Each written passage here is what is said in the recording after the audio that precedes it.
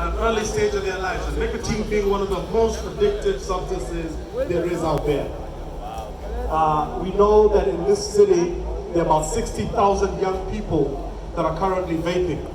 And that includes about 1 in 6 high school kids, high school students that are doing this. We also know, some of you may have seen in the news, the recent death of a young person due to vaping. There's an epidemic across the country, in this city, in this state, but also across the country, that's being investigated right now to really understand what it is that is causing the sickness and even the death as a result of vaping. One of the things is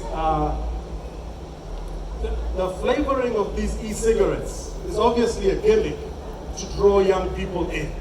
We know that over the last few decades, interest by young people in regular tobacco cigarettes has been waning over the last few decades.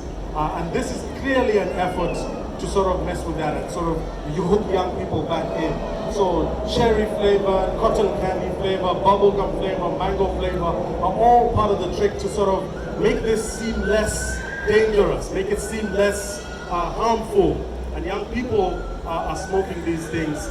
What we also know is that for those people that know, the way that Juul, for example, one of the popular types of e-cigarettes, is sold in pods. And one pod can have as much nicotine as a whole packet of cigarettes, an entire packet of cigarettes. And so smoking that thing has that type of damage, that kind of impact. And we know that nicotine, not only as addictive as it is, we know that it's damaging to the chemicals and the way the neurochemicals operate in the brain, particularly for young people. It affects things like memory, it affects things like the ability to focus, the ability to concentrate, is affected by smoking e-cigarettes. We also know that in e-cigarettes it's not just nicotine, but there's lots of other poisonous chemicals that can cause all kinds of damage within the body of a young person or anybody who's smoking it, and even lead to things like cancer. The other thing we know is that when young people smoke e-cigarettes, they are more likely to actually smoke cigarettes when they get older. And the people who do smoke cigarettes, regular cigarettes, the data shows and the research after decades has shown that almost half of them, 48% of them, will die as a consequence of that smoking that they did over the course of their lifetime. And so this is a deadly activity, it's a deadly habit, it puts our young people at risk, and this is something that must be confronted. So the good news is a few things. One, for those people, if you know anybody, if you yourself, or if you know somebody who smokes regular cigarettes, e-cigarettes, but e-cigarettes in particular, since that's what we're talking about here, there is help available. There's help available if there's somebody that wants to quit. So the New York State Smokers Quit line, that's 1-866 NY Quits. That's QITS. That's 1-866 NY Quits or nysmokefree.com. If you tap into those resources, you may be eligible for health, for quit coaching. You may be eligible for a therapist or counselor to help you in that process. You may also be eligible for free nicotine patches, free nicotine gum, and things like that to really help with that. And just as of this week, it's been announced that the Quit Line will be providing those free gum and patches for folks who are on e-cigarettes as well as regular cigarettes. So that's a big step forward, and we encourage folks to tap into that.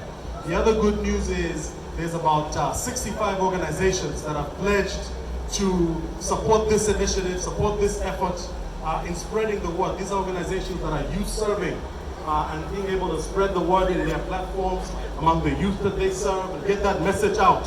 And so that's a thing that is good news as well.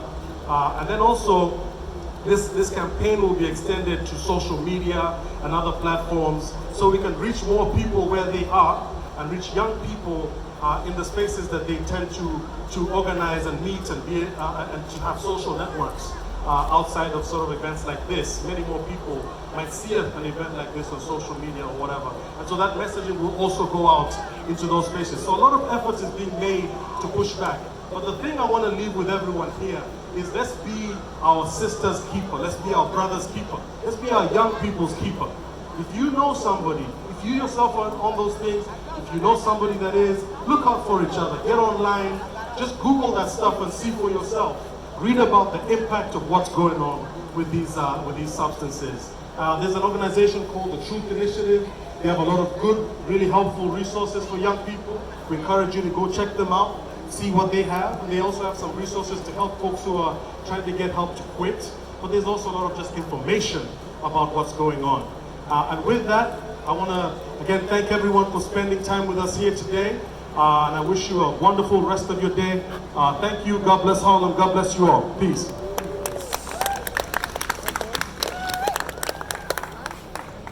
Can we get another round of applause, please, for Dr. Noel Magnindo? All right, now I want to bring somebody else to the